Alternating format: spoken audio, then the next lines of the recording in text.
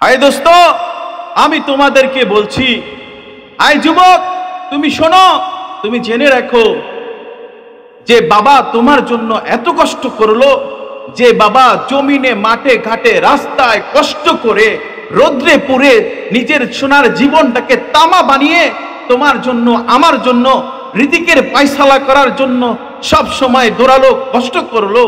আজ অনেকের বাবা হয়তো নেই, অনেকের মা হয়তো বেঁচে নেই। যাদের বাবা মা আছে তাদেরকে বলছি, তোমরা এখনো সময় আছে, তোমাদের বাপ মার খেদমত করো, বাবা মার কথাগুলো একটু ভাবো। তোমার সন্তানের জন্য যেইভাবে তুমি কষ্ট করতেছো, ঠিক তোমার জন্য তোমার বাবা মা ছোট্টবেলায় এইভাবে কষ্ট করেছে।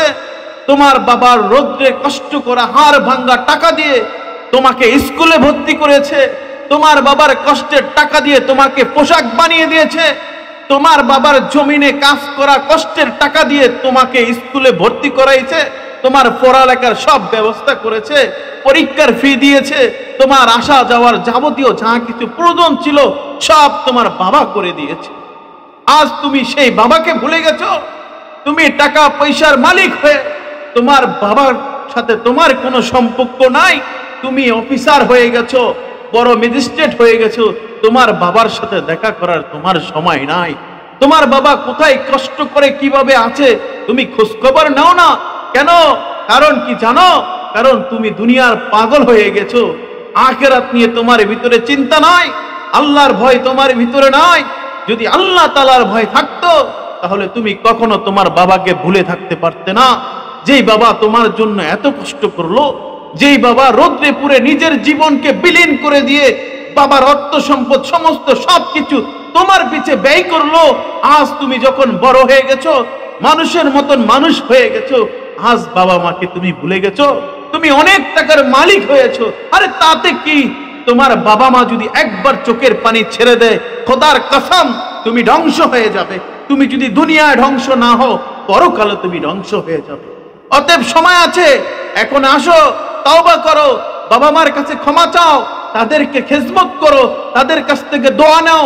দুনিয়ায় যত মানুষ বড় হয়েছে, বাবা মার দোয়া ছাড়া একটা মানুষও বড় হতে পারে নাই। দুনিয়া যত মানুষ যাহা কিছু করেছে, বাবা মার দোয়া ছাড়া কিছু করতে পারে নাই। তুমি যদি কিছু করতে চাও, তোমার মায়ের সাথে ভালো ব্যবহার করো, তোমার বাবার সাথে ভালো ব্যবহার করো, তাদের যে হক আছে সে হকগুলো তুমি আদায় করো, তাহলে রব্বি কারিম তোমাকে এমনিতেই বড় করে দিবে, এমনিতেই বড় করে দিবে। তুমি একটু তোমার জীবনের পিছনে ছোট্টবেলার দিকে তাকাও, দেখো তোমার বাবা তোমার জন্য কিছু করছে কিনা। যাদের সন্তান আছে তাদেরকে বলছি, একটু চিন্তা করো, তুমি তোমার সন্তান নিয়ে কত কিছু করছো, কত ভবিষ্যৎ ভাবছো, তাদের ভালো পোশাক দিচ্ছ, ভালো জায়গায় রাখছো, ভালোভাবে পড়াশোনা করাইতেছো। কিসের জন্য দোস্ত? একটাই কারণ, তোমার সন্তান মানুষের মতো মানুষ হোক, যেটা তুমি চাইছো ঠিক এই জিনিসটাই তোমার আমার বাবা মা চেয়েছে। আমার সন্তান দাঁড়াক, আমার সন্তান মানুষের মতো মানুষ হোক।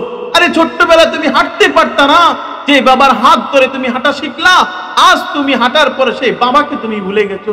আরে ছোট্টবেলা তুমি খাইতে পারতা না, যে মা তোমাকে লোকমা দিয়ে খাওয়াইতো, যখন তুমি নিজে খেতে শিখলা সেই মাকে তখন ভুলে গেলা। হায় রে দুনিয়া, এই দুনিয়া দুনিয়া না, পরকালে একটা দুনিয়া আছে, যে দুনিয়ার জন্য তোমার আমার আখিরাত ওয়েট করতেছে। পরকালে যে তুমি যাইবা, কি নিয়ে যাইবা, সেই দিন আল্লাহর কাছে যদি তোমার বাবা মা বিচার দিয়ে দেয়, হায় রব্বি করিম, এত কষ্ট করে সন্তান পাললাম, হায় রব্বি করিম, আমাদের জীবনে সমস্ত উপার্জন সন্তানের জন্য ব্যয় করলাম, হায় রব্বি করিম, এই সন্তান আমাদের খোঁজখবর নেয় নাই, এই সন্তান আমাদেরকে টাকা পয়সা দেয় নাই, এই সন্তান বউ বাচ্চা নিয়ে খুব সুখে ছিল, আমাদের কোনো খোঁজ খবর নেয় না। হায় আল্লাহ, এই সন্তানের উপরে নালত যদি একবার অভিশাপ লেগে যায়, তুমি দুনিয়াও ধ্বংস হয়ে যাবে। যদি দুনিয়ায় ফলাফল নাও পাও, পরকালে তুমি ধ্বংস ধরা খেয়ে যাবে। মালিক সেদিন তোমাকে ছাড়বে না। এখনো সময় আছে, তওবা করো, বাবা মার খেদমত করো, তাদের প্রতি তোমার ভালোবাসা বিলীন করে দাও, তাদের জন্য তোমার জীবনকে উৎসর্গ করে দাও, তাহলে পরকালে তুমি ভালো থাকতে পারবে দোস্ত।